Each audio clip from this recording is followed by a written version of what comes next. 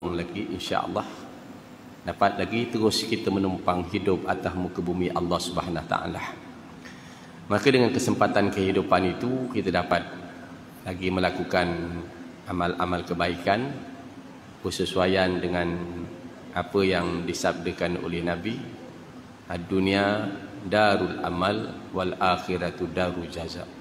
Dunia tempat kita nak melakukan amal-amal kebaikan, akhirat adalah tempat untuk kita menuai apa yang kita tanam, apa yang kita lakukan kebaikan, insya-Allah kita akan tuai pada hari akhirat.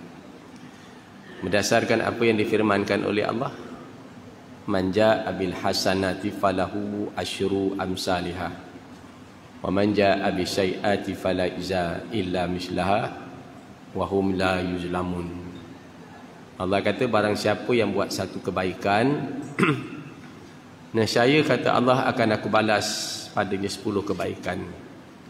Wa man jaa bis sayyiati fala iza illa mislaha wa hum la yuzlamun. Maka kata Allah, siapa yang buat satu kejahatan, nescaya tidak dibalas melainkan dengan satu kejahatan yang seumpama dengan dia. Ada keadaan mereka itu kata Allah tidak terinaya.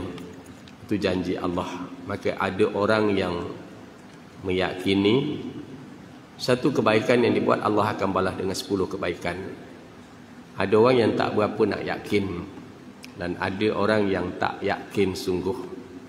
Mudah-mudahan tuan-tuan menjadi dari kalangan orang yang yakin janji Allah. Siapa buat satu kebaikan, maka Allah balas dengan 10 kebaikan. Sampai akhir hidup kita, kita yakin sebegitu. Untuk itu alhamdulillah kita dapat lagi duduk dalam majlis-majlis ilmu, majlis kuliah, bukan kerana ilmunya semata-mata. Saya selalu ingatkan kepada yang hadir dalam kuliah saya, bukan kerana ilmu semata-mata. Kalau nak kira ilmu, saya rasa kat sini tuan-tuan usia dah panjang, belajar dengan ustaz pun dah ramai dah. Kalau nak bagi sijil, saya ingat semua dah dapat PhD dah. Belajar universiti ni 3 tahun dapat diploma, 5 tahun dapat ijazah. Kita kuliah ni dah berapa tahun agak-agak, maka bukan ijazah, dah dapat diploma. Jadi saya ungkapkan bahawa bila sahabat saya bertanya kepada saya, tak penat ke? Satu. Yang kedua, kata dia kaya. Kaya lah kata dia, kerana banyak petang ngajar, pagi kuliah, malam kuliah, cuti potong sawit, maka banyaklah duit, kata dia kaya lah. Lalu saya kata, saya terbaca dalam hadis Nabi kata, dalam hadis Nabi kata, barang siapa kata Nabi yang memudahkan urusan orang Islam dekat dunia, maka Allah akan mudahkan kepadanya urusan dia di dunia dan di akhirat. Jadi siapa yang nak urusan dia dekat dunia ni mudah, apatah lagi urusan di akhirat mudah, maka hendaklah dia banyak memudahkan urusan orang di dunia. Ingat pesanan Nabi dalam kitab Matan Arba'in ada. Nabi kata, siapa yang beri makan kepada orang Islam yang kelaparan di dunia ni, dia beri kepada orang Islam makan. Bukan orang aja, binatang lapar pun dia bagi makan. Zaman Nabi ada ceritakan tentang dia bagi anjing kehausan. Apatah lagi kalau beri anjing makan, anjing air kita bagi dia minum, maka Allah bagi kelebihan orang itu dapat masuk syurga Allah. Maka bagaimana agaknya kelebihan kalau kita bagi orang makan, orang lapar ni makan, berapa besar pahalanya. Maka siapa yang nak makanan beresok di akhirat, buah-buahan di syurga, maka kat dunia ni dia kena banyak beri makan orang. Bagi orang susah makan, ada duit sedikit, sumbang orang dan sebagainya. Kan, ni musim-musim kita nak dekat Ramadan ni, siap sedia sedikit bagi pada duit kita ni untuk bagi kepada orang makan, orang makin, orang miskin ke, orang fakir ke, anak yatim ke. InsyaAllah Allah bagi kita besok di akhirat makanan berupa buah-buahan di syurga. Dan barang siapa kata Nabi yang menuju ke satu jalan, kata Nabi, maka untuk menuntut ilmu, siapa yang tuju ke satu jalan, tuan-tuan pergi duduk majlis ilmu ni bersusah payah nak duduk belajar majlis ilmu, bukan kerana ilmu semata-mata, tapi menurut keyakinan kita, maka Allah akan mudahkan baginya satu jalan-jalan ke syurga Allah Subhanahu wa taala. Maka saya berdoa mudah-mudahan Allah Subhanahu wa taala memudahkan jalan-jalan tuan-tuan kesemuanya masuk syurga Allah Subhanahu wa taala. Itu yang saya boleh ucapkan. Mudah-mudahan Allah perkenankan doa saya, tuan-tuan mudah masuk syurga dan saya pun begitu, dapat mudah masuk syurga Allah. Tapi bukan mudah. Kuliah ni tuan-tuan bukan mudah nak jadikan orang ramai. Bukan kita yang boleh membuka pintu hati orang. Kadang-kadang kita duduk dalam majlis ilmu ni ibarat makan ubat lah tuan-tuan, dia pahit. Kita duduk dalam majlis ilmu ni kadang-kadang ustaz bercakap kita terasa hati. Tapi ubat yang pahit itulah biasanya kadang-kadang dia merupakan penawar. Sebaliknya yang kita makan gula-gula manis, sedap. Tapi kadang-kadang gula itulah merupakan racun, kena kencing manis dan sebagainya tadi. Untuk itu alhamdulillah pada pagi ni saya dapat bersama-sama dengan tuan-tuan. Minggu lepas saya tak dapat bersama, ganti Ustaz Farudin. Tukar selera makan.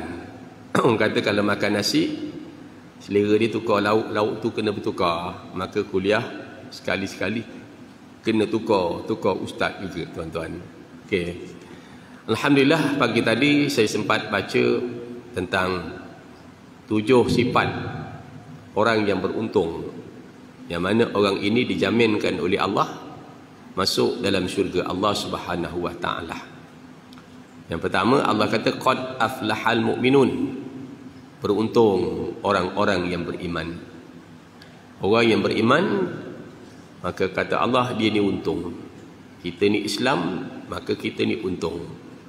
Siapa yang percaya kepada hari akhirat, maka dia beruntung. Siapa yang percaya akan adanya syurga dan neraka, maka dia beruntung. Siapa yang percaya akan adanya, dia beriman kepada Allah, beriman kepada rukun iman, maka dia beruntung. InsyaAllah dia masuk syurga Allah. Orang kafir, dia tak beruntung. Dia mati masuk dalam neraka Allah Ta'ala. Saya baca baru ni, bila mereka lari nak keluar daripada neraka, maka ditangkap, dilontar masuk dalam api neraka balik. Tak boleh lari. Itu keadaan orang kafir. Qad aflahal mu'minun.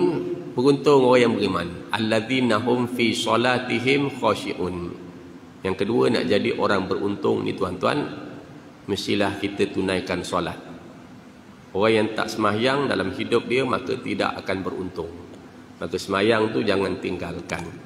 Nak jadi orang beruntung, mesti tunaikan solat. Alladzina hum fi solatihim khashi'un. Yang ketiga, dia khusyuk. Bila dia sembahyang dengan sekhusyuk-khusyuk mungkin. Maknanya dia beri tumpuan anggota dia, bahawa dia sedang menghadap kepada raja, kepada seluruh raja-raja. Bukan sedang menghadap kepada menteri besar, pada wakil rakyat, bukan. Tapi dia sedang menghadap kepada seluruh raja-raja yang berkuasa mentadbir 7 petala langit, 7 petala bumi. Dia khusyuk. Ini tadi saya sebut 40 tahun dah kita sembahyang. Adakah kita dapat sembahyang yang khusyuk? 40 tahun dah kita berpuasa. Adakah puasa kita telah berjaya menjadikan kita ni orang yang takut kepada Allah? Usia-usia kita ni kena muhasabah sebegitu. Kemudian orang yang beruntung seterusnya kata Allah, walladzina hum anil lagwi mu'ridun. Nak jadi orang yang beruntung, dia mesti tinggalkan perbuatan yang tidak berguna. Kalau orang lelaki ni biasanya isap rokok lah. Tak ada faedah isap rokok ni. Tak ada faedah, maka dia tinggalkan. Bila saya cakap macam tu, ada orang cakap yang tak isap rokok juga mati juga ustaz. Dah mati dia tak kira kau isap rokok ke, kau tak isap rokok, dia mati. Kau suka ke, kau tak suka, dia mati. Allah kata kullu nafsin za'iqatul maut. Yang hidup itu mati. Tapi nak jadi orang beruntung, maka segala perbuatan tak berguna tu kita kena tinggalkan. Jadi kalau nak tengok TV, untung tak agak-agak. Gegar berganza. Untung tak agak-agak. Kalau tak untung, kita tinggalkan. Kalau untung, kita buat. Duk kita tengok Gegar Berganza ni dapat pahala besar. Tengok lah. Kalau tak ada, tak payahlah. Bab masa kita ni sayang sia-sia begitu aja. Dan nak jadi juga orang beruntung, tinggalkan perkataan yang kelima. Ditinggalkan perkataan yang tak berguna. Cakap-cakap yang tak ada manfaat ni, kita tak bercakap. Duduk membebel, cakap yang tak ada manfaat. Seterusnya yang keenam, 1, 2, 3, 4, 5. Yang keenam, nak jadi orang beruntung, dia mesti menunaikan zakat. Beri bantuan zakat. Sama ada zakat harta ataupun zakat fitrah akan datang nanti, keluarkan zakat. Kan? Kalau zaman tak ada ni, musim-musim ini kita mungkin bersedekah sebahagian daripada pendapatan kita ni tadi. Kemudian yang ketujuh, sifat orang beruntung, dia kata mesti dia memelihara kemaluan dia daripada zina ataupun perkara-perkara yang diharamkan. Jaga kemaluan-kemaluan dia. Kecuali terhadap isteri dan kaum keluarga mereka, maka mereka yang seterusnya, yang ke-8, nak jadi orang beruntung, dia mesti memelihara segala amanah-amanah yang diamanahkan atas dia. Yang ni semua kita ada ni. Saya pun ada amanah, tuan-tuan pun ada amanah, isteri ada amanah dia, suami ada amanah dia, ustaz ada amanah dia. Semua kita ni ada amanah dan semua kita ni akan ditanya apa yang diamanahkan atas kita. Maka kita pelihara amanah-amanah. Dan akhir sekali yang ke-9, mereka memelihara solat dia. Nak jadi orang yang beruntung, sembahyang ni kita jaga. Daripada rukun, syarat, sah, batal, kekhusyukan dia, ingat tak kita kepada Allah. Sebab tujuan solat tu, wa aqimu solata li zikri, diri sembahyang tu kata Allah untuk mengingati aku. Maka siapa yang ada 9 sifat ni kata Allah, 9 sifat ni dia ada, maka dia mewarisi syurga Firdaus. Alladzina yarisuna al-firdaus sahum fiha khalidun. Kemudian Allah Ta'ala ceritakan lagi tentang kejadian manusia. Kemudian Allah Ta'ala jadi ceritakan juga, setelah itu sungguhnya kamu pasti akan mati, kata Allah. Bila sampai masa kamu akan mati, dan sesungguhnya kamu akan dibangkitkan daripada kuburmu pada hari kiamat nanti. Itulah proses kehidupan kita, insya-Allah.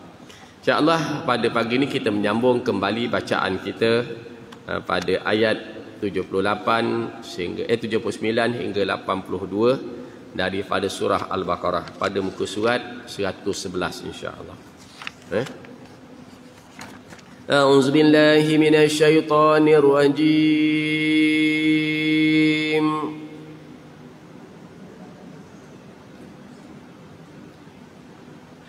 Bismillahirrahmanirrahim.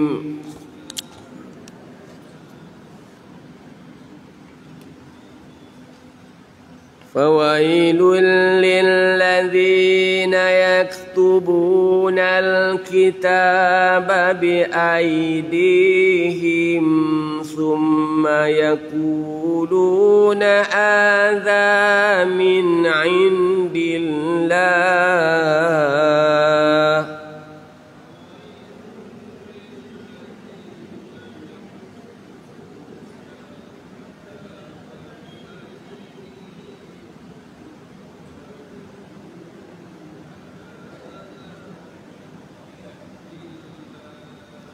ثم يقولون هذا من عند الله ليشتروا به ثمنا قليلا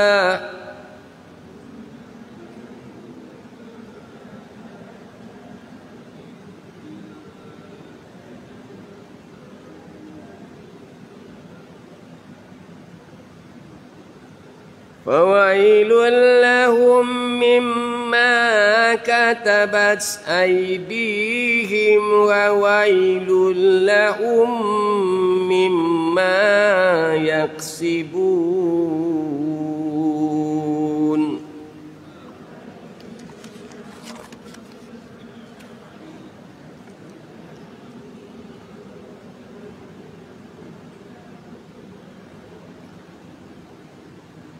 وقالوا لن تمسنا النار إلا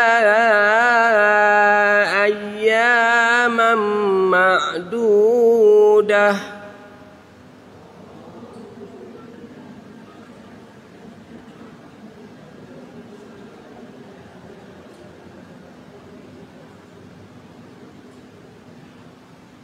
قل أتخذتم عند الله عهدا فلن يخلف الله عهده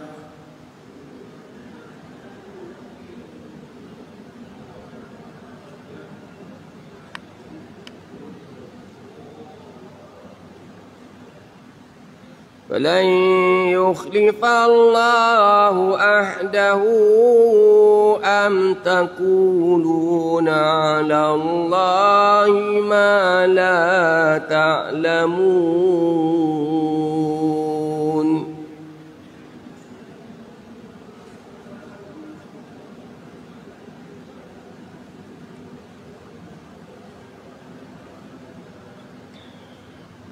بلى من كسب سيئة وأحاطت به خطيئته فأولئك أصحاب النار هم فيها خالدون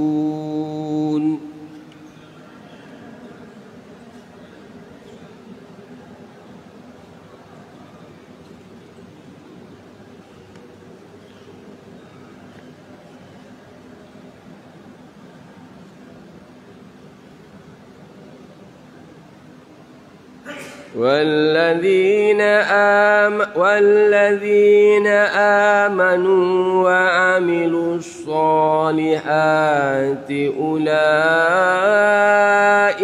أصحاب الجنة هم فيها خالدون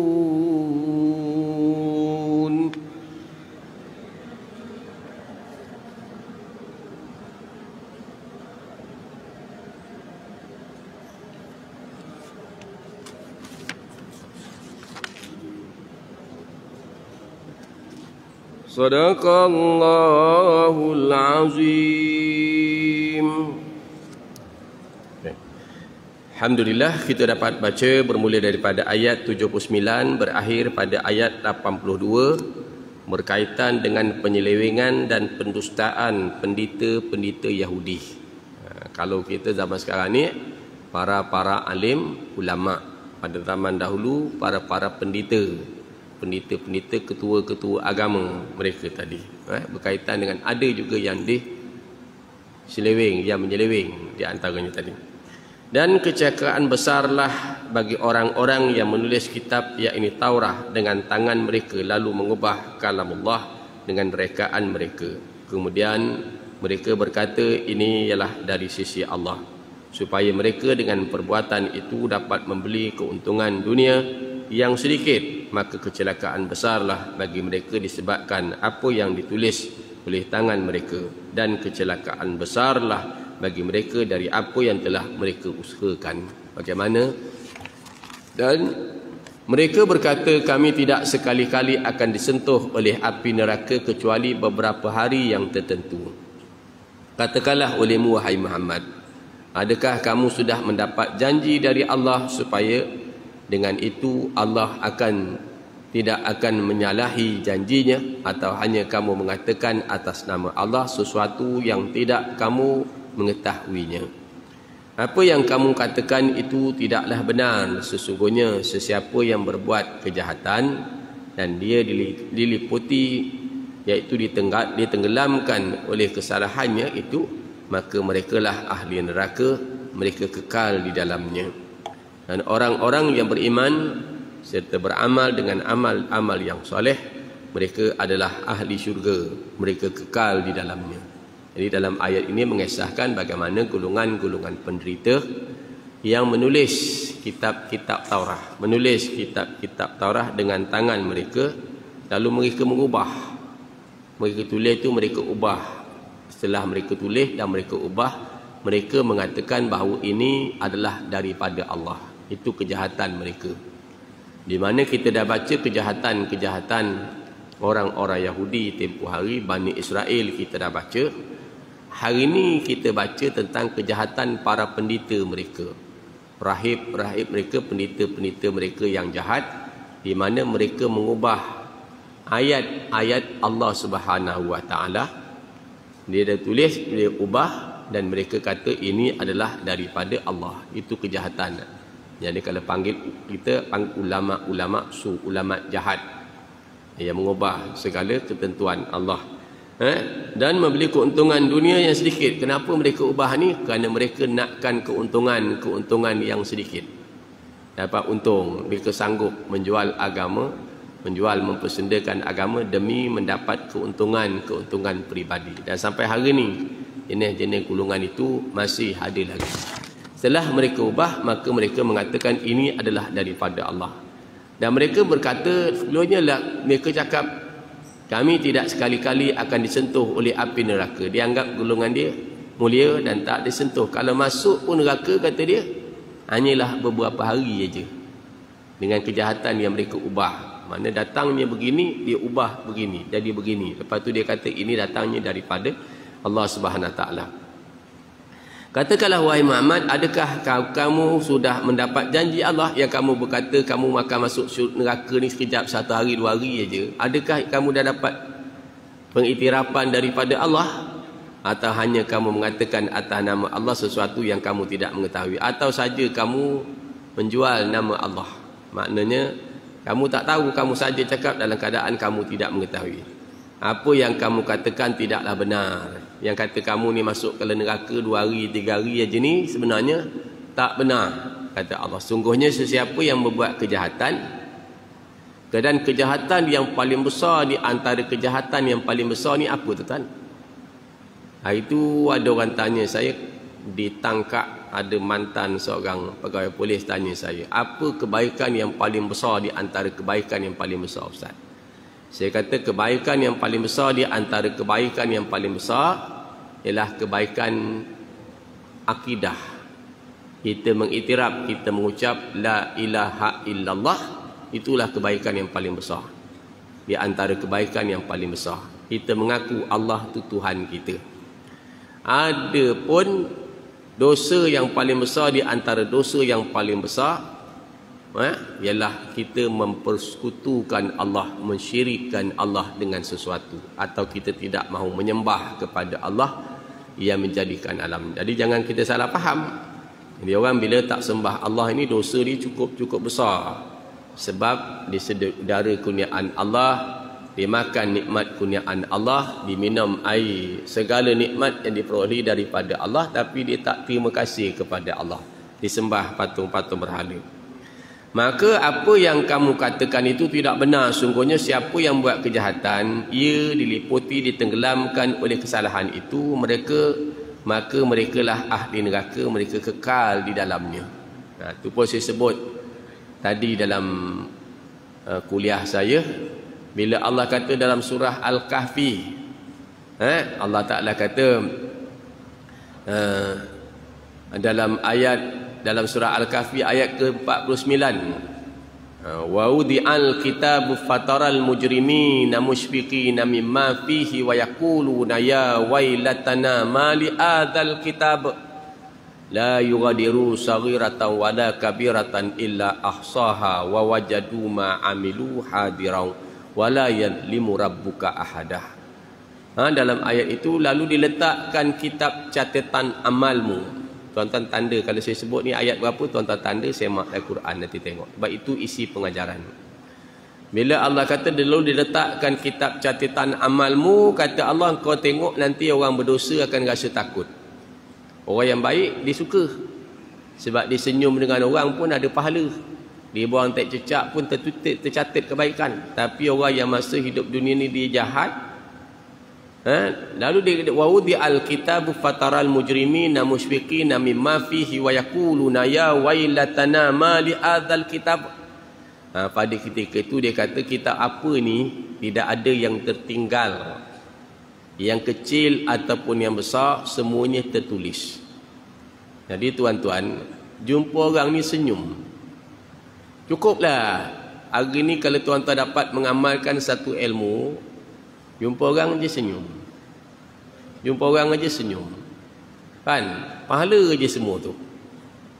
Tak dapat banyak-banyak, dapat sikit. Jumpa orang balik rumah, tengok muka laki, senyum aja. Kan? Bini tengok kita, laki tengok kita, apa awak senyum ni buang terbiat apa? Kita kata ustaz suruh senyum tadi. Bukan saya suruh senyum. Nabi yang suruh kita ni senyum. Senyum tu satu sedekah. Kan? Orang kita ni hari ni tuan payah betul nak jumpa, nak senyum ni tuan payahnya. Kan? Saya duduk di sekolah tu, nyapu sampah dekat depan pintu pagar tu. Tapi seorang-seorang masuk sekolah tu nak bayar yuran tuan-tuan. Nak cari muka senyum seorang pun payah. Apatah lagi nak ucap Assalamualaikum. Kita orang tua-tua ni, orang tua, kita duduk depan tu sapulah sampah. Daun-daun tu kita lenggok, kita bakar. Dia masuk sekolah tu, apa salahnya Assalamualaikum Ustaz? Apa salahnya? Tapi dah macam kita ni payahlah nak ngajar benda kita. Jadi maka begitu juga dalam ayat yang lain. Saya baca kepada tuan-tuan daripada surah Al-Insyiqaq ayat yang ke-6. Ya Allah kata ya ayyuhal insanu innaka qadihun ila rabbuka qadhan famulaqih. Manusia kata Allah, kamu telah bekerja keras menuju kepada Tuhan kamu. Nescaya kamu akan menemuinya. Itu yang saya sebut tuan-tuan, yang tuan-tuan buat ni sebenarnya nak menemu Tuhan. Mudah-mudahan tuan-tuan dapat bertemu Tuhan besok akhirat. Ada pun orang yang terima catatan kata Allah dari sebelah kanan, maka dia akan dipeksa dengan mudah. Dia akan bersama dengan keluarganya yang beriman. Tapi siapa yang menerima catatan dari sebelah belakang kata Allah, maka dia akan melalui pemeriksaan yang payah. Dia akan bersama dengan kaum keluarganya yang kufur, sama-sama kafir. Itu ayat yang ke-6 surah Al-Insyiqaq. Kalau dalam surah Al-Haqqah ayat ke-18, dia kata orang yang menerima catatan dari sebelah kanan, maka dia akan tunjuk bangga. Dalam kitab Quran dia kata apa? Dia angkat ni. Nah, siapa nak baca, bacalah. Siapalah nak baca lagi? Ada yang nak baca tak? Nak baca tak? Tengok ni buku catatan amal aku. Tengok. Pasal markah ni penuh. Markah dia penuh. Baca. Siapa nak baca? Siapa lagi nak baca? Pasal dia dapat catatan dari sebelah kanan. Kan? Oh, seronoknya tuan. Dia tahu insya-Allah syurga untuk dia.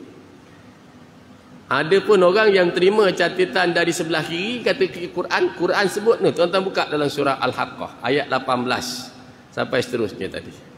Ada pun yang terima catatan dari sebelah kiri, dia kata apa? Aduhai cilaka aku, kata dia. Alangkah bagusnya kalau aku tak terima buku catatan amal, aku tak tahu. Alangkah bagusnya kalau mati aku ni jadi mati yang penutup, aku tak dibangkitkan lagi, habis gitu. Alangkah bagusnya kalau aku ni hanya menjadi tanah saja, orang pijak-pijak, tak apalah, tak masuk neraka. Mana mungkin, takkan mungkin begitu, kita akan dibangkitkan balik. Maka sesiapa yang berbuat kejahatan dan diliputi, ditenggelamkan oleh kesalahannya itu, maka mereka adalah ahli neraka, kata Allah. Dan mereka kekal dalamnya. Dan orang yang beriman serta beramal yang soleh, mereka itu adalah ahli syurga, mereka kekal dalamnya. Sebab penurunan ayat ini, ayat ke-17, 79. Ibn Abbas berkata ayat ini diturunkan kepada ahli kitab, manakala Al-Abbas pula berkata diturunkan kepada pendeta Yahudi. Dalam surah ini menyifatkan Rasulullah sebagai orang yang akhalul, iaitu bercelak matanya, ainun, yang luas matanya, hitam matanya, rabi'ah, iaitu ketinggiannya tidak terlalu tinggi dan tidak terlalu rendah, dan rambutnya ikal dan cantik wajahnya. Lalu sifat-sifat ini dipadamkan disebabkan dengki dengan mengatakan peluhnya besar dan berwarna biru, dan rambutnya lurus. Dia ubah kitab-kitab tu kerana rasa marah, tak terima pada dia, ubah tentang sifat-sifat Nabi tadi. Ayat 80, Ibn Abbas berkata ketika Rasulullah tiba di Mekah, orang Yahudi berkata, umur dunia ini adalah 7,000 tahun dan manusia akan diseksa dalam api neraka 1,000 tahun. Hari dunia bersamaan satu hari dalam neraka. Oleh itu manusia akan diseksa selama 7 hari dan diseksa itu terputus. Lalu Allah menurunkan ayat ini. Dia kata umur dunia ni 7,000 tahun dan manusia akan disiksa dalam api neraka ni, kata dia 1,000 hari. Dia akan neraka 1,000 hari di dunia bersamaan dengan sehari dalam neraka. Jadi kalau gitu kita masuk, dia kata hanya sekitar 7 hari je. Apa nak mening? Dia kata begitu. Tapi hakikatnya sebenarnya tidak. Orang kafir akan disiksa kekal selama-lamanya dalam neraka. Orang yang beriman, yang dosa dia banyak, maka dia masukkan dulu dalam neraka, tapi dia tak kekal. Walaupun ada iman dia sebesar zarah, dia tak masuk dalam neraka kekal. Faham? Jadi orang Yahudi kata kalau gitu, kalau 7,000 tahun, dia kata dunia ni 7,000 tahun, sehari di dunia bersamaan dengan 1,000 tahun, sehari di akhirat sama dengan 1,000 tahun. Mana kalau 7,000 kita masuk neraka, kata dia 7 hari je. Apa nak pening? Dia kata gitu. Tapi Quran kata tak, dia akan masuk neraka selama-lamanya. Itu cerita ayat 80 tadi. Jadi maknanya tuan-tuan, bagi kita orang beriman, kalau pahala kita ni banyak, besok akhirat, sekarang ni kita tak tahu pahala banyak ke dosa banyak, tak tahu. Hanya Allah sahaja yang tahu dosa kita banyak ke pahala kita banyak, hanya Allah sahaja mengetahui. Tapi kalau ditakdirkan pahala kita besok ditimbang banyak, maka tuan-tuan terus masuk ke syurga Allah Ta'ala. Tapi ada pun yang dosa dia dengan pahala itu, dia kata banyak lagi dosa lagi banyak. Bila dosa lagi banyak, maknanya dia akan masuk dulu ke dalam neraka Allah Subhanahu Wa Taala. Ibaratnya macam mana tuan-tuan? Saya mungkin pernah sebut dekat sini, kalau besi dia karat, besi ni nilai dia susut kalau dia karat. Kambing nilai dia susut kalau dia berpenyakit, dia kurus, nilai harga kambing tu susut. Tapi manusia nilai dia susut bukan kerana badan dia tak gemuk. Belum tentu gemuk dekat dunia ni orang masuk syurga bergantung pada gemuk badan. Kalau begitu orang yang gemuk semua masuk syurga. Haji Latif masuk syurga, Haji Syawal masuk syurga sebab badan dia gemuk. Aku kurus masuk neraka sebab badan ringan. Jadi belum tentu gemuk di dunia dekat akhirat berat. Faham? Jadi kita ni kita tak tahu. Belum tentu juga ustaz dia punya timbang besok berat.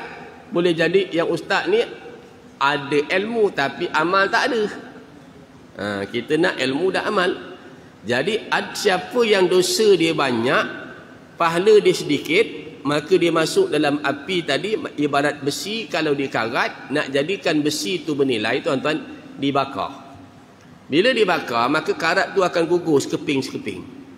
Sekeping yang karat tu gugur, maka besi yang padu tadi yang nilai diambil. Sama juga emas. Emas ni dibakar sampai yang kotor-kotor tu hilang, maka emas tu jadi bernilai. Maka sebegitu juga manusia. Bila dosa dia banyak, katalah kalau diikut tahun, umur dia ada 100 tahun, dosa dia ada 70 kilo, pahala dia ada 30 kilo, maka dia mungkin dibakar dalam tempoh masa 70 kilo tadi.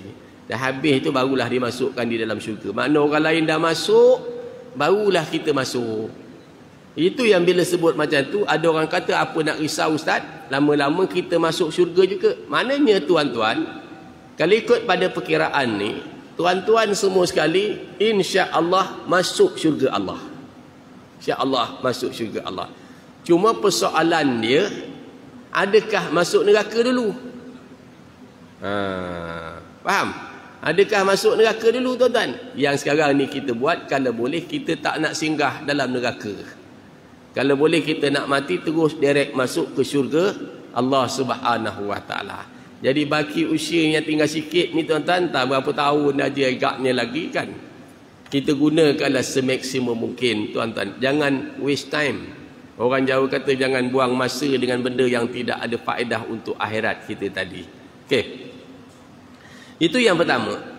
Huraian dan tafsirannya adalah menjadi rasmi orang Yahudi yang sering tidak mengambil sebarang pengajaran dan teladan apa yang berlaku terhadap datuk nenek moyang mereka, walaupun seksaan demi seksaan ditimpakan sehingga mereka menjadi kera.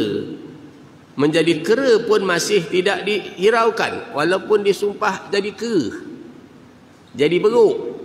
Dia tak hiraukan juga atuk nenek moyang ditimpa macam tu. Dia tak ambil iktibar, tak ambil pengajaran.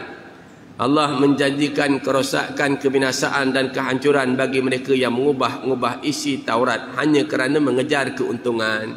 Jadi zaman mereka tu ada yang mengubah ayat-ayat Allah, mereka ubah kerana mendapatkan keuntungan. Itu yang diistilahkan orang al-fulusu fid dunya wa mampu sufi akhirat.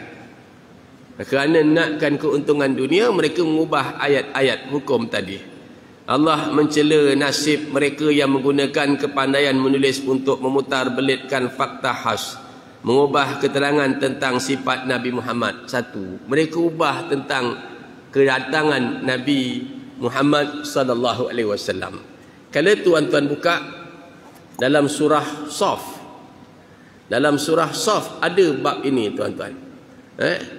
Dalam surah Shaf Allah Ta'ala menceritakan bagaimana keadaan orang-orang kafir yang mengubahkannya pada ayat yang kelima dengan ayat yang keenam. Kata Allah apa? Wa idh qala Musa liqaumihi ya qaumi lima tu'zunani wa qad ta'lamuna anni rasulullahi ilaikum falamma dzagu adzaghallahu qulubahum wallahu la yahdil qaumal fasiqin. Wa idh qala Isa ibn Maryam ya bani Israila inni rasulullahi ilaikum musaddiqan lima baina yadayya minat Taurah wa mubashiran bi rasulin ya'ti min ba'di ismuhu Ahmad. فَلَمَّا جَاءَهُمْ بِالْبَيِّنَاتِ قَالُوا هَذَا سِحْرٌ مُبِينٌ. Surah Shaf ayat yang ke-5 dengan ayat yang ke-6. Allah kata apa? Dan ingatlah peristiwa ketika Nabi Musa berkata kepada kaumnya, wahai kaumku, mengapakah kamu menyakiti aku? Sedangkan sesungguhnya kamu mengetahui bahawa aku ini adalah utusan Allah kepada kamu. Maka ketika mereka berpaling dari kebenaran, mereka sedia mengetahui yang mereka mengetahui. Allah pesongkan hati mereka daripada mendapat hidayah petunjuk. Dan Allah tidak memberi hidayah petunjuk kepada kaum-kaum yang fasik. Nampak? Ingatlah ketika Musa berkata kepada kaumnya, kaumku, kenapa kamu menyakiti aku? Kaum Nabi Musa tu dia tahu bahawa Nabi Musa itu adalah utusan Allah, tapi dia tetap menyakiti hati Nabi Musa. Dia tetap menyakiti hati Nabi Musa.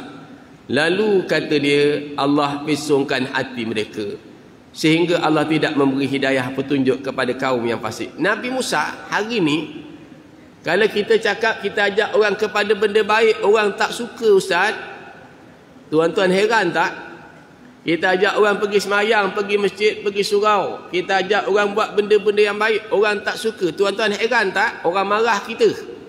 Tuan-tuan heran ke? Saya dulu rasa heran. Pasal orang ajak baik, kenapa kita tak suka? Tapi bila saya baca daripada ayat yang kelima daripada surah Shaf ni, barulah kita nampak Nabi Musa merayu kepada kaumnya, kenapa kamu menyakiti aku? Sedangkan kau tahu bahawa aku ni utusan Allah kepada kamu. Itu ayat yang kelima. Pada ayat yang ke-6 Allah kata, dan ingatlah ketika peristiwa Nabi Isa ibnu Maryam berkata, wahai Bani Israel, sesungguhnya aku ini pesuruh Allah kepada kamu, mengesahkan kebenaran kitab yang diturunkan kepadaku, dan iaitu kitab Taurat, dan memberitahu berita gembira dengan kedatangan seorang rasul. Nabi Isa berkata kepada kaumnya, bangsa-bangsa Nasrani, bahawa akan datangnya aku ni membawa kitab yang membenarkan kitab sebelum, iaitu Taurat. Dan dia kata nak beritahu kepada kamu tentang kedatangan nanti akan datang seorang Nabi yang nama dia Ahmad, iaitu Muhammad. Maka tetap kala datang kepada mereka membawa keterangan yang jelas nyata, maka mereka berkata ini hanyalah sihir yang nyata. Itu perangai orang Yahudi. Nampak tak tuan? Nampak tak? Maka dia merubah. Dua, dia berdusta atas nama Allah dengan rekaan yang mereka lakukan. Bila Allah kata kekal masuk neraka lama selama-lamanya, dia kata tak, kita masuk neraka ni hanya 7 hari je. Apa nak risau? Dia kata begitu. Ini perangai Yahudi. Dan seterusnya dia mengamalkan rasuah. Itu perangai dia, kerana keuntungan sedikit tadi, nak dapat untung sedikit, dia ubah hukum tadi kerana nak dapatkan ni kebendaan yang sedikit. Dia sanggup mengubah hukum tadi. Itu perangai-perangai yang Allah sebut di antara sifat-sifat orang Yahudi tadi. Oleh itu Allah menjanjikan balasan yang selayak bagi jenayah yang mereka lakukan, ialah api neraka. Mereka tidak takut dengan api neraka. Pengikut dan pendukung Yahudi sehingga sekarang ini tidak takut dengan neraka. Mereka mendakwa sekiranya masuk dalam neraka ia hanyalah untuk tempoh tertentu sahaja. Namun Allah menyanggah mereka, adakah kamu sudah dapat janji dari Allah supaya Allah tidak akan menyalahi janji, atau hanya kamu mengatakan atas nama Allah sesuatu yang kamu tidak mengetahui, kata Allah. Ada kamu dapat janji Allah ke yang mengatakan kamu masuk neraka ni 7 hari je? Kita tak tahu. Jadi orang yang masuk buat jahat, kafir dia kekal. Kafir dia kekal. Orang yang beriman tadi saya kata ikut pada banyak mana dosa dia. Orang Yahudi akan disalai dalam api neraka dan kekal selama-lamanya kerana mereka melakukan kemungkaran dan kerosakan di muka bumi ini. Mereka berbuat maksiat, kufur, membunuh para nabi, meninggalkan perintah Allah, melakukan larangan, mengikut hawa nafsu dan melakukan penyelewengan. Mereka adalah ahli neraka dan Allah tetap menjanjikan api neraka. Kejahatan mereka masih dapat disaksikan sehingga kini. Dan mangsa kanak-kanak ini terus bermaharaja rela tanpa belas kasihan. Hati mereka sememangnya buta, tidak dapat melihat kebenaran. Mereka membunuh, memenuhkan nafsu sarakah mereka kerana menyedari mendapat kesokongan antara bangsa. Mereka dilindungi oleh kuasa jahat dan pakatan dunia. Kemusnahan planet bumi bakal disaksikan apabila kejahatan melebihi kebaikan. Para pendeta mereka mencipta kisah-kisah sensasi untuk menaikkan semangat mereka menentang Islam. Allah menjanjikan orang yang beriman dengan Allah, Rasul, hari akhirat dan beramal baik, mereka adalah penghuni syurga. Mereka kekal selama-lamanya. Jadi yang masuk syurga yang kekal orang Islam. Masuk syurga dia kekal selamanya. Mana-mana kalau orang kafir dia akan masuk neraka kekal selama-lamanya. Orang yang beriman tadi saya kata kalau masuk neraka pun kalau dosa dia banyak, dia masuk seketika, lepas tu dia masukkan dia ke dalam syurga Allah Subhanahu Wa Taala. Ia adalah agenda, walaupun orang ramai sekarang ini sudah tidak menghiraukan syurga. Ia adalah agenda utama orang Islam. Agenda utama kita ni tuan-tuan dalam hidup kita ni, vision kita. Nak dapat apa? Nak dapat syurga. Saya tak pastilah, tapi saya bersembang jumpa anak murid saya di Shah Alam. Hampir 30 tahun tak berjumpa. Kan dah jadi pegawai besar. Dia kata, Ustaz, dah tua nampak Ustaz rambut semua dah putih. Saya kata, ya Farid, masa berjalan begitu cepat. Saya dah tua, saya ngajar awak dulu darjah 1 dulu. Sekarang awak dah jadi pegawai besar. Anak dah 5 dah. Jadi masa berjalan. Walau bagaimanapun Farid, kita ni orang Islam, saya kata dipaksa oleh Allah untuk hidup pada 5 alam Farid. Alam apa Ustaz? Saya kata awak jangan lupa pesan saya ni. Mungkin awak jumpa lain lagi ataupun tak jumpa lagi. Saya pesan kepada awak bahawa kita ni Allah Ta'ala paksa kita hidup pada 5 alam Farid. Alam yang pertama, kita dipaksa hidup di alam roh. Alam roh ni merupakan suatu alam kita buat janji dengan Tuhan kita. Sama ada orang Islam atau bukan Islam, di alam roh dia dah berjanji, alastu bi rabbikum, adakah aku ni Tuhan kamu? Lalu kita jawab, qalu bala, bahkan syahidna, kami mengaku engkau Tuhan kami ya Allah. Bila kita mengaku Farid, maka kita diberi izin hidup di alam yang kedua, dinamakan alam rahim. Kita duduk dalam perut mak kita. 9 bulan 10 hari Farid, kita keluar daripada perut mak kita. Maka kita duduk di alam yang ketiga ni. Alam 3 ni Farid, saya kata bukan alam nak cari kekayaan semata-mata. Bukan alam nak cari anak yang ramai semata-mata. Bukan nak cari harta yang melimpah ruah semata-mata. Bukan alam nak cari pangkat kedudukan rumah banglo besar semata-mata. Bukan alam nak cari kemewahan-kemewahan dunia semata-mata. Tapi alam yang ketiga ni sebenarnya merupakan alam untuk kita melaksanakan apa yang dijanji oleh Allah untuk beribadat kepada Allah. Apa dalilnya Ustaz? Dalilnya surah Al-An'am ayat ke-94.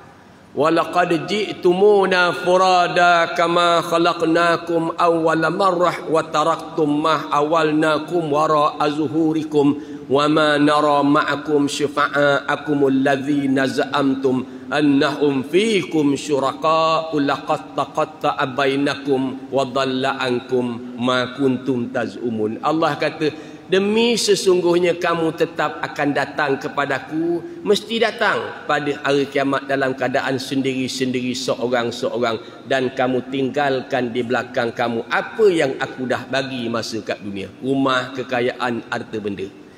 Dalilnya apa lagi Ustaz? Dalilnya dalam Quran Allah kata, wadrib lahum masalal hayatid dunya kama in anzalnahu minas sama'i fahtalata bihi nabatul ardh fa asbaha hasiman tazrihur riyah wa kana Allahu ala kulli syai'in muqtadira. Surah Al-Kahfi ayat ke-45. Dan buatlah untuk mereka yakni manusia perumpamaan. Misal kata Allah, kehidupan dunia ni macam air hujan yang kami turunkan dari langit, lalu menyuburkan tumbuh-tumbuhan di bumi. Kemudian tumbuhan itu kuning kering, gugur, hancur, dimakan di tanah. Sama juga manusia, dia lahir dalam keadaan dia bayi, berdiri, berjalan, berlari, tua, mata kabur, kulit kendur, gigi gugur, uban bertabur, masuklah ke lubang kubur. Yang daun-daun tadi akan dimakan ulat, dimakan tanah, manusia akan dimakan cacing, ulat-ulat dalam perut bumi. Farid, itulah kehidupan. Oh gitu. Lepas tu Ustaz, lepas tu apa lagi Ustaz?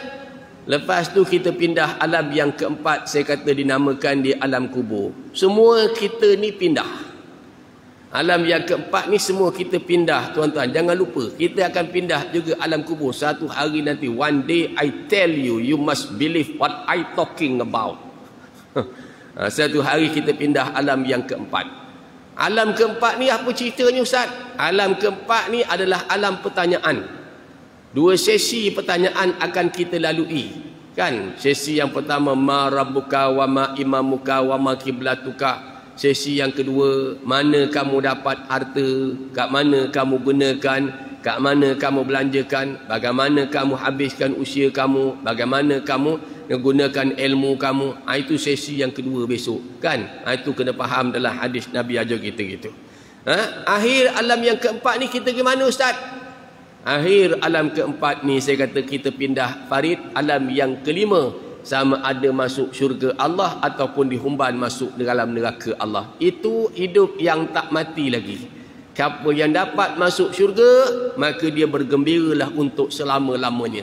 Tapi siapa yang masuk neraka Allah Subhanahu wa taala, dia akan merintih dan merayu, farji'na na'mal salihah inna muqinun. Kami nak balik ya Allah, kami nak balik. Kami nak buat amal baik, kami dah yakin dah ya Allah. Masa dah habis, dah tak boleh lagi balik. Wallahu a'lam. Okey, sambung sikit lagi. Mereka mengelindungi, dilindungi oleh kuasa, dan ia adalah agenda orang utama.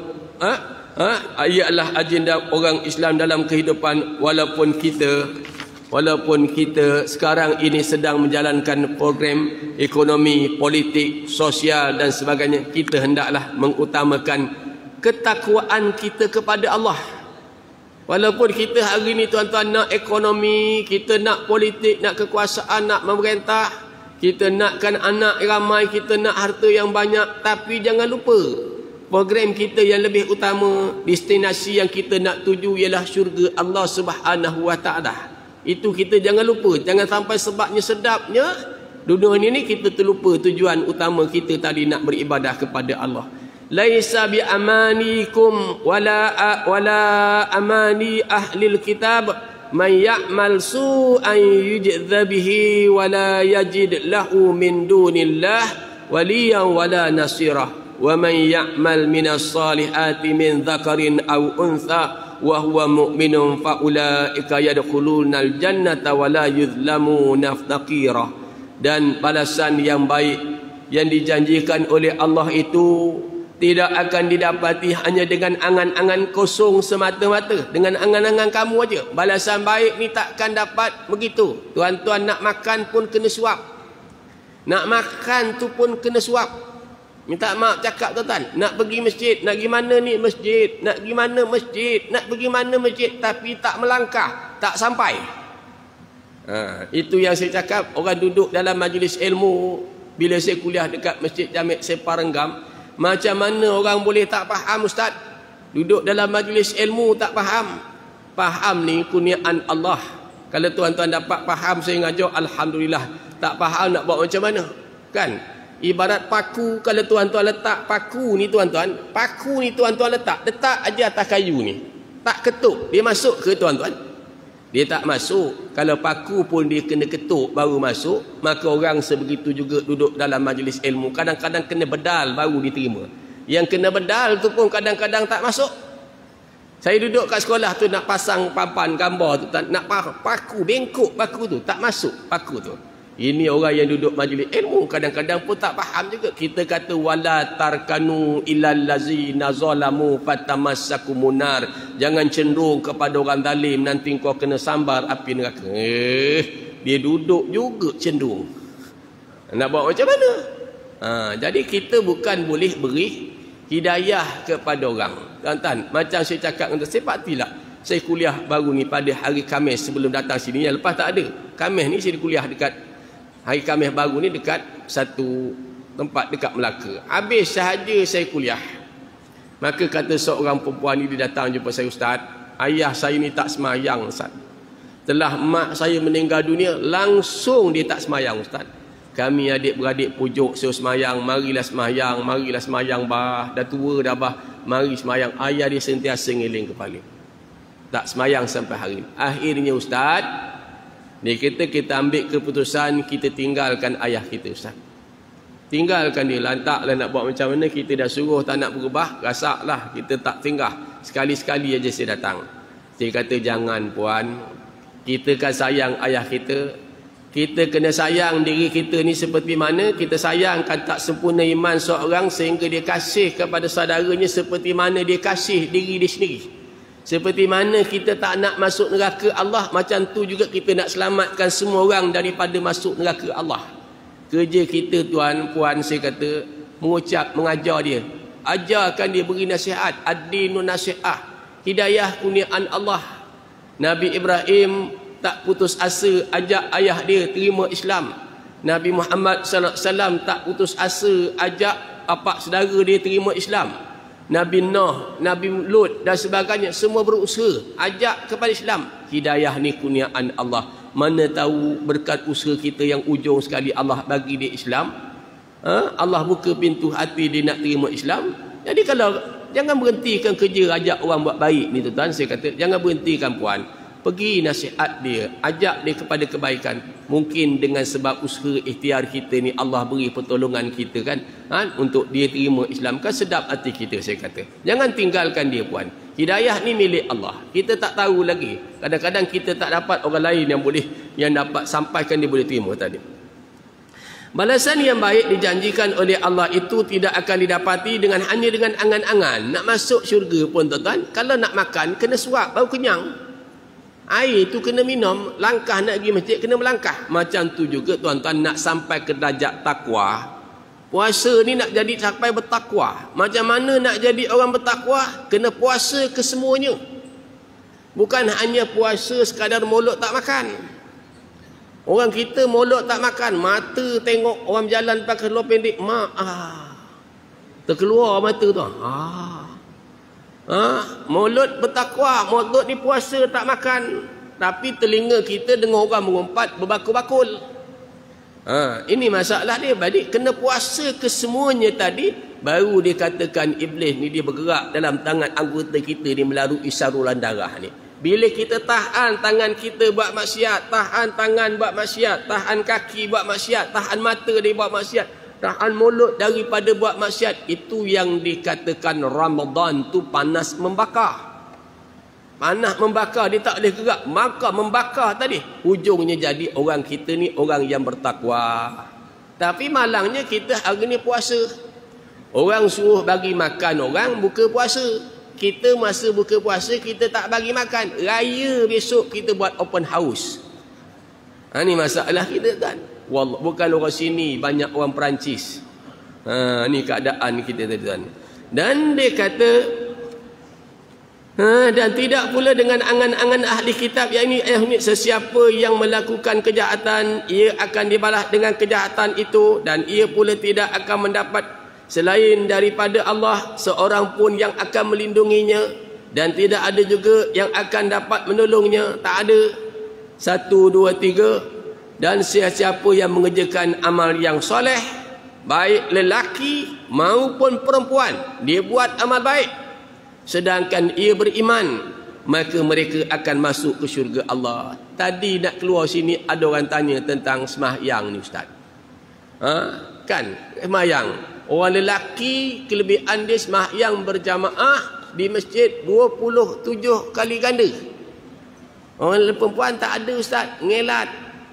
Tak, Allah Ta'ala tetap bagi kelebihan. Baik orang lelaki dia beramal, orang perempuan dia beramal, dia tetap ada kelebihan. Jangan tuan-tuan mengongot pula orang lelaki boleh kahwin 4, orang perempuan tak boleh kahwin 4. Macam mana nak dapat pahala lebih? Jangan mengongot. Sebab Allah Ta'ala tetap bagi kepada orang lelaki yang buat baik dan orang perempuan yang buat baik, tetap Allah Ta'ala bagi kepadanya kebaikan, pahala. Jangan ingat kalau gitu kita tak dapat pahala Ustaz. Tak. Mayang. Kat rumah kita boleh sembahyang tarawih kat rumah, kita buat sembahyang tarawih kat rumah. Orang perempuan yang afdalnya tuan-tuan sembahyangnya di rumah. Bukan saya kata tak boleh. Seafdal-afdal tempat orang perempuan bekerja dekat mana? Dekat rumah. Itu paling baik. Bukan makna saya cakap tak boleh kerja. Isteri saya pun mengajar. Bukan tak boleh, tapi itulah tempat yang terbaik berbakti kepada kedua, kepada suami, anak-anak dia. Orang kita pula dia kata bila isteri duduk rumah, dia kata tak kerja pula. Ni masalah orang kita. Ni masalah dia. Tadi. Dan dia kata, dan tidak ada juga akan dapat menolongnya, dan siapa yang mengerjakan amal yang soleh dari lelaki atau perempuan sedang ia beriman, maka mereka akan masuk syurga, dan mereka pula tidak akan diinai atau dikurangkan balasan sedikit pun. Tadi ayat 124. Akan tetapi Allah Subhanahu Wa Taala tetap menerima taubat nasuhah, iaitu orang yang mengaku kesalahan, menyesal dan berazam tidak mahu mengulangi lagi. Ingat tak kita baca kemarin kisah iblis dengan Nabi Adam alaihi salam? Iblis buat salah. Apa salah iblis? Wa idh qala rabbuka lil malaikati isjudu li Adam fasajadu illa iblis. Allah perintah iblis supaya sujud kepada Adam. Iblis tak nak sujud. Bila iblis tak nak sujud, Allah kata aba wastakbara wa kana minal kafirin. Kamu sombong, kamu angkuh, kamu kafir. Sebab apa iblis tak nak sujud? Allah kenapa kata kafir? Kerana perangai iblis bila dia buat salah, Dia sombong, dia angkuh. Khalaqtani min nar wa khalaqtahu min tin. Kamu jadi aku dari api, kamu jadi Adam daripada tanah. Mana lebih mulia api dengan tanah? Allah tak suka. Innallaha la yuhibbu man kana muhtalan fakhura. Dalam masa yang sama, Adam buat salah juga. Adam buat kesilapan juga. Kullu bani Adam khata'un. Anak Adam ni ada salah. Adam buat salah. Apa salah Adam? Jangan hampiri pohon khuldi. Jangan hampir ni. Jangan dekat. Tapi pujuk rayu iblis, akhirnya Adam menghampiri pohon khuldi. Allah keluarkan Adam dari syurga Allah. Tapi Allah tak kata kepada Adam, Aba wastakbara wa kana minal kafir. Kamu sombong, kamu angkuh, kamu kafir. Allah tak kata. Sebab Nabi Adam bila dia buat salah, dia buat silap, dia mengakui kesalahan dan kesilapan dia. Jadi kita ni, kalau kita innallah ayuhibbut tawabin wa yuhibbul mutatahhirin. Allah suka kepada orang yang taubat, dan kita jadi orang yang bila buat salah ngaku salah. Ya Allah, aku ni banyak dosa ya Allah. Ampunkanlah dosa aku ya Allah, salah aku banyak. Minta ampun. Insya-Allah Allah sayang kepada kita. Dan mereka diampunkan. Pengajaran dan kesimpulan dia tuan. Lagi sikit masa dia tuan. Allah melarang mengubah suai ayat Allah dan menyedarkan ia dengan menyandarkan dengan Allah. Mereka adalah golongan penyeleweng yang menghalalkan apa yang diharamkan dan mengharamkan apa yang dihalalkan oleh Allah. 2. Penyelewengan dan penistaan sering dilakukan oleh pendeta-pendeta Yahudi. 3. Antara kesalahan mereka yang bawa kemurkaan Allah ialah mengubah keterangan tentang sifat Nabi Muhammad SAW berdusta atas nama Allah dengan rekaan mereka lakukan dan mengamalkan rasuah. Yang 4, orang yang melakukan kejahatan, kesalahan dan keburukan di muka bumi ini akan kekal dalam api neraka. Yang 5, orang yang beriman serta beramal dengan amal soleh akan kekal dalam syurga Allah Subhanahu wa taala. Sampai situ kita berhenti, insya-Allah kita masuk kepada kitab yang Allahumma arhamna bil Quran waj'alhu lana imaman wa nuran wa hudan wa rahmah. Allahumma dzakirna minhu ma nasina وعلمنا منه ما جهلنا وارزقنا تلاوته آناء الليل وأطراف النهار واجعله لنا حجة يا رب العالمين. وصلى الله على سيدنا محمد وعلى آله وصحبه وسلم. الحمدلله رب العالمين. InsyaAllah kita sambung kepada kitab kita yang seterusnya, iaitu kitab beriman kepada Allah Subhanahu wa taala. Sampai muka surat berapa tu? Sampai kepada muka surat ke-19, betul muka surat 19, iaitu pada tajuk tasawur yang salah, pada muka surat 19. Tentang takbur pula Allah Subhanahu wa taala berfirman, wa qala alladhina la yarjuna liqa'ana laula unzila alaina almalaikatu aw nara rabbana laqad istakbaru fi anfusihim wa atau atuwan kabirah yauma yarawna almalaikata la busyra yauma idzil lil mujrimin. Surah Al-Furqan ayat 21 hingga ayat ke-22. Jumpa muka surat 19. Artinya, berkatalah orang yang tidak mengharapkan pertemuan dengan kami, mengapa tidak diturunkan kepada kita para malaikat? Atau mengapa kita tidak melihat Tuhan kita? Ni orang tak percaya. Sesungguhnya mereka memandang besar tentang diri mereka dan mereka benar-benar telah melampaui batas. Pada hari mereka melihat malaikat, tidak ada khabar gembira bagi orang-orang yang berdosa. Apa cerita dia? Berkatalah orang yang tidak mengharapkan pertemuan dengan hari akhirat. Maknanya orang yang kafir ni akan kata, dia kata, mengapa tidak diturunkan kepada kita ni malaikat? Dia kata, kenapa malaikat tak datang beri peringatan kepada kita? Kenapa pula yang datang tu manusia tu, Nabi tu manusia, kenapa? Agak-agaknya kalau datang kepada mereka itu malaikat, mereka terima tak agak-agak? Pun mereka tak terima. Kenapa Allah Ta'ala datangkan kepada mereka itu para nabi dan para rasul untuk beri peringatan? Macam inilah tuan-tuan mudahnya. Kalau tuan-tuan, kambing datang beri peringatan kepada tuan-tuan. Dia pun datang ke rumah kita, dia bek bek bek bek bek bek bek bek bek bek bek bek bek bek bek bek bek. Agak-agak tuan-tuan kata apa? Gila apa kambing ni? Kalau lembu yang datang beri peringatan, ba ba ba ba ba ba. Tuan-tuan kata apa agak-agak? Lembu ni gila apa? Maka oleh kerana kita ni manusia, maka Allah datangkan yang memberi peringatan kepada kita ialah manusia. Macam Quran ni tuan-tuan, dia sebut dalam bahasa Arab. Orang tanya kenapa tak turun dalam bahasa Jawa? Agak-agaknya kalau turun bahasa Jawa, orang cakap tak agak-agak kenapa tak keluar bahasa Inggeris?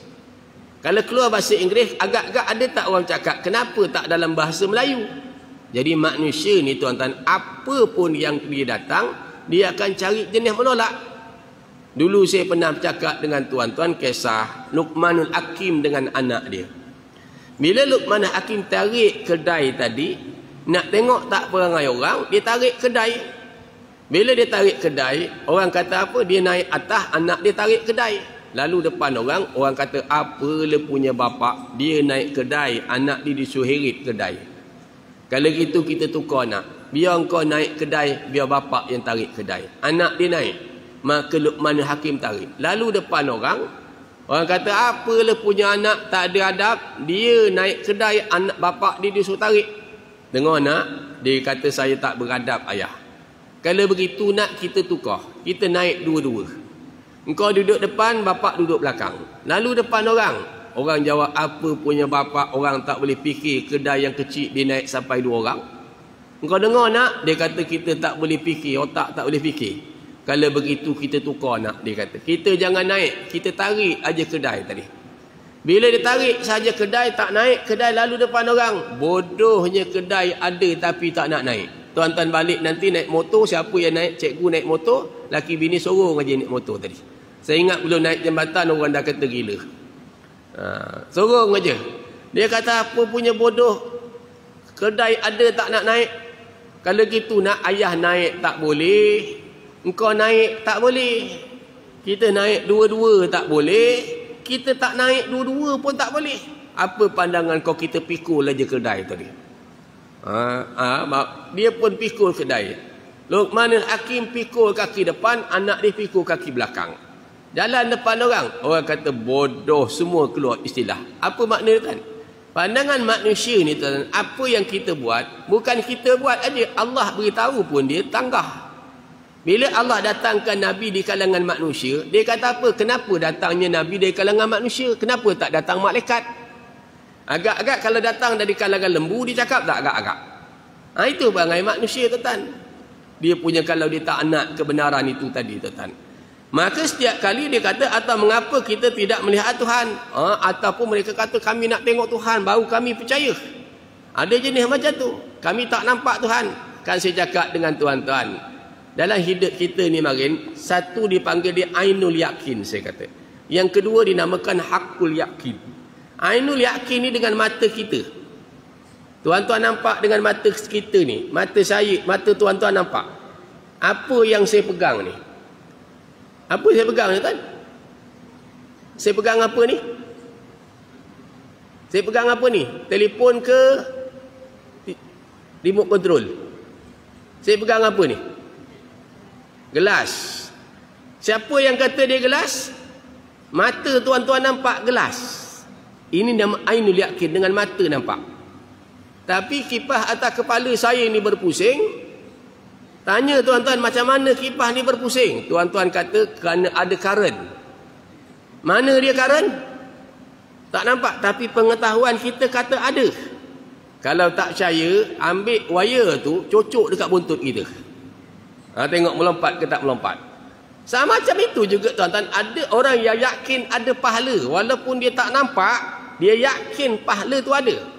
Maka ditulis beramal wa kulik malu fasayarallahu amalakum wa rasulu wasaturaduna ila alimil ghaibi wasyahadah. Kan? Dulu saya ingat saya pernah bercakap dengan tuan-tuan. Kita duduk dalam majlis ilmu ni, Satu, nak tahu apa yang kita tak tahu.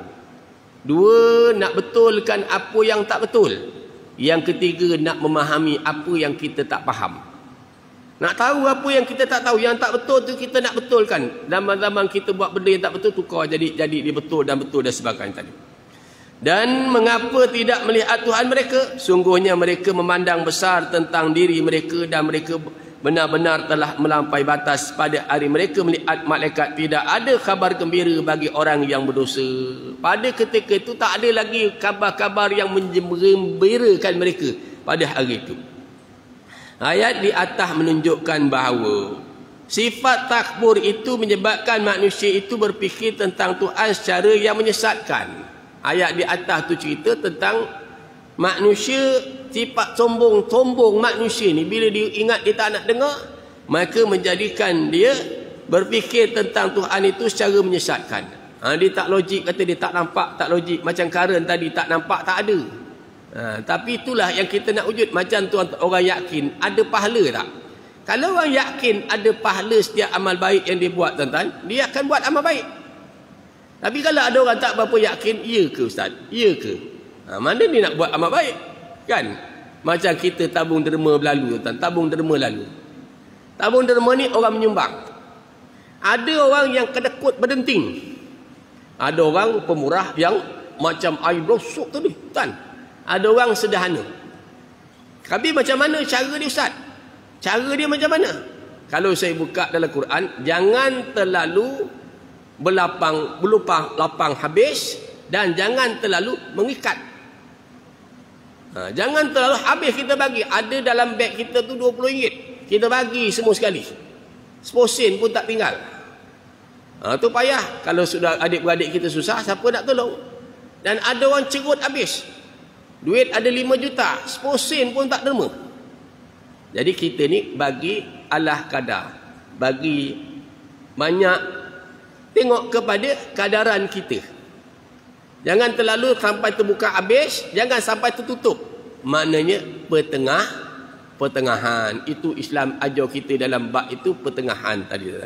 Secara menyesatkan dan tidak menampakkan, dia kata berfikir tentang Tuhan secara yang menyesatkan. Bagi Allah jalan yang betul. Allah SWT menceritakan kepada kita tentang penyelewengan Fir'aun. وقال فرعون يا هامان ابن لي صرحا لعلي أبلغ أسباب السماوات فأطلع إلى إله موسى وإني لأظنه كان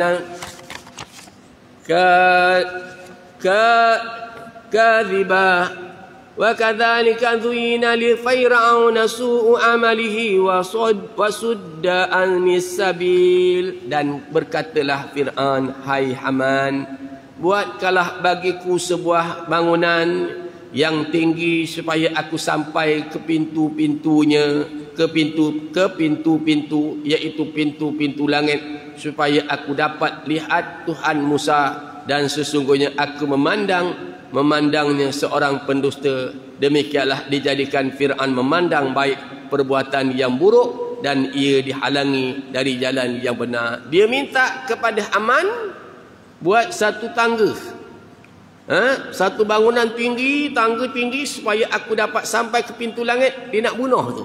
Aku nak bunuh Tuhan Musa. Punya actionnya. Punya actionnya tadi. Nak bunuh Tuhan Musa tadi, iaitu pintu langit, supaya aku dapat melihat Tuhan Musa, dan sesungguhnya aku memandangnya seorang pendusta. Orang anggap Nabi Musa, Fir'aun anggap Nabi Musa tu bohong, penipu. Demikian dijadikan Fir'aun itu memandang baik. Akhirnya dia rasa yang dia buat tu sebenarnya baik. Kita tengok dalam filem-filem yang baru-baru ni, tuan-tuan. Yang baru-baru filem ni. Entah filem apa tu agaknya, tuan. Ada filem apa tu. Baru-baru ni filem. Kan? Sampai orang komen. Dengan macam tu dia nak cari publicity murahan, tak maaf cakap, dia sanggup begitu. La ilaha illallah. Hilang maruah kita, tuan. Orang pula nampak jadi baik bila angkat baca doa, baik pula. Itu benda masalah, tuan. Ada satu lagi cerita, tuan-tuan. Saya tak nak sebut cerita tu. Tapi kalau sebut cerita kan jadi orang saman pula, tuan. Ada satu cerita yang dia berzina dengan seorang perempuan. Lepas tu dapat anak perempuan. Anak perempuan tu dibela. dibinkan dengan bin dia. Mana boleh. Surah Al-Ahzab ayat 4 ada sebut. Tengok dalam surah Al-Ahzab tu baca, baru kita tahu. Seorang lelaki kalau dia berzina dengan seorang perempuan, kalau seorang lelaki tu berzina dengan seorang perempuan, perempuan ni mengandung, kalau dapat anak perempuan, anak ni besok dah besar boleh kahwin dengan bapa zina dia. Macam mana orang letakkan bin dengan bin dia pula tu? Itu keluar dalam TV tu hari-hari orang tengok. Tajuk dia lelaki apa, suami aku apa tu.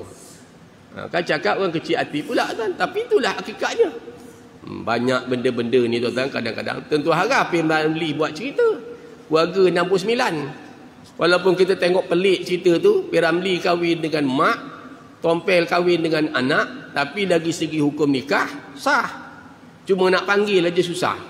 Dia nak panggil Tompel punya mak. Nak panggil mak. Macam mana aku kahwin dengan anak dia? Dari segi hukum nikah sah. Lalah kata P. Ramlee, kalau gini susah nak panggil abah, ya, kalau gini susah nak panggil ni, macam ni lah.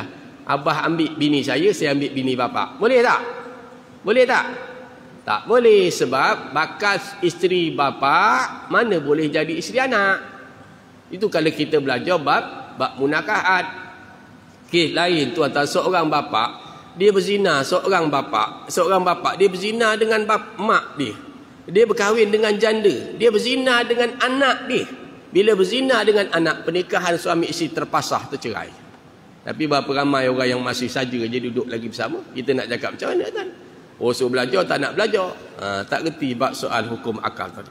Maka dan berkatalah Fir'aun, hai aman, buatkanlah, dia kata, dapat melihat Tuhan, dapat dibunuh, dia kata. Tentang zalim pula Allah SWT telah berfirman. Apa kata Allah dalam ayat akhir?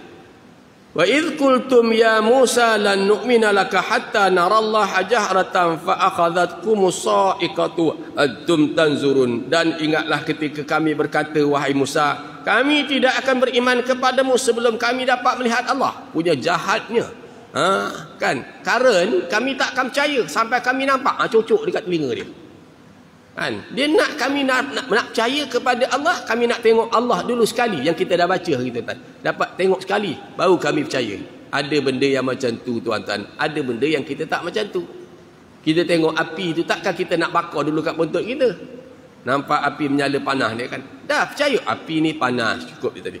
Dan dia kata kepadamu sebelum kami melihat Allah dengan terang, kerana itu kamu disambar petir sedangkan kamu menyaksikannya. Sikit lagi tuan. Dan firman Allah lagi, faqad sa'alu Musa akbara min dhalika faqalu arinna Allah jahratan fa akhadhathumus sa'iqatu wa bidzulmihim. Dan maka sungguhnya mereka telah meminta kepada Musa yang lebih besar dari itu. Mereka berkata, perlihatkanlah kepada kami akan Allah dengan nyata. Maka mereka disambar petih kerana kezaliman mereka. Dah melampau sangat minta. Orang Jawa kata apa? Bagi betih nak peha, bagi peha nak tongking. Mula-mula kan dia minta nak dengar suara Allah kan. Ingat tak Marin? Kita dah belajar. Nak tengok suara, nak dengar suara Allah sekali Musa. Jadi bagi amaran. Lepas tu dia minta pula tak nak percaya kitab Taurat. Dia letak Bukit Tursinah atas kepala nak dihempap. Baru mereka nak percaya. Lepas tu mereka kata kami nak tengok Allah sekali, boleh tak? Melampau batas. Apa jadi dia? Ditimpakan balanya. Dan adalah tidak kena pada tempat mereka minta begitu. Bahkan sikap yang demikian merupakan kezaliman terhadap kebenaran. Apa lagi mereka yang meminta itu belum lagi kering kaki mereka melalui lorong yang dijadikan oleh Allah dalam lautan yang dalam untuk menyelamatkan mereka dari buruan Fir'aun. Baru sahaja mereka melalui tanda kekuasaan Allah, mereka selamat daripada menyeberangi laut merah tadi. Tiba-tiba dah mereka tak percaya lagi kepada Allah. Mereka nak tengok Allah. Kan melampau nama dia tu. Sampai situ kita berhenti. Panjang usia kita sambung pula bulan depan. InsyaAllah dah masuk Ramadan rasanya. Kalau dah masuk Ramadan, pastikan niat kita, betulkan niat kita tuan-tuan. Puasa yang kita lalui ini buatlah macam puasa terakhir bagi kita. Isi setiap masa yang dapat itu tuan-tuan 24 jam dengan perkara-perkara yang boleh memberi manfaat kepada kita, tuan. Jangan buat benda yang sia-sia, duduk pasal lambak, pasal tani, pasal Ramadan yang sia-sia ni, tuan-tuan. Kurang-kurang kalah, tuan. Banyak kalah baca Quran, berzikir kepada Allah. Mudah-mudahan tahun ini puasa kita dapat menjadikan kita benar-benar orang yang bertakwa kepada Allah Subhanahu wa taala. Jadi sikit cukup hanya sekadar itu. Saya rasa tak ada kemuskilan, semua faham insya-Allah. Bismillahirrahmanirrahim. Alhamdulillahirabbil alamin. Wassalatu wassalamu ala asyrafil anbiya'i wal mursalin sayyidina Muhammad wa ala alihi washabbihi ajma'in. Allahumma nawwir qulubana binuri hidayatika wa futuhatika kama nawwarta al-ardha binuri syamsika abadan abada birahmatika ya arhamar rahimin. Allahumma aghnina bil ilmi wa zainna bil ilmi wa akrimna bit taqwa jamilna bil afiyah ya rabbana zidna ilma warzuqna fahma wa anta khairul dzikin. Rabbana atina fid dunya hasanah wa fil akhirati hasanatan wa qina azaban nar. Wassallallahu ala Muhammad wa ala alihi washabbihi wasallam. Alhamdulillahirabbil alamin. Tuan-tuan, cubalah kita dalam kuliah ni ajak kawan-kawan kita, ramaikan. Sebelum PKP kemarin, saya ingat orang perempuan hampir 120 orang, 150 orang. Hampir jejak 200 orang. Orang lelaki pun masa tu ramai. Setelah kita melalui sekatan PKP, maka dia jadi susut. Tadi Haji Latif bual dengan saya. Jadi tuan-tuan ajaklah kawan-kawan kita ramai-ramaikan. Duduk dalam majlis ilmu ni tuan-tuan, macam saya cakap tadi, kita duduk dalam majlis ilmu, mudah-mudahan Allah mudahkan bagi kita jalan-jalan menuju ke syurga Allah Subhanahu wa taala. Sekadar itu insya-Allah. Assalamualaikum warahmatullahi wabarakatuh. Terima kasih. Takbir.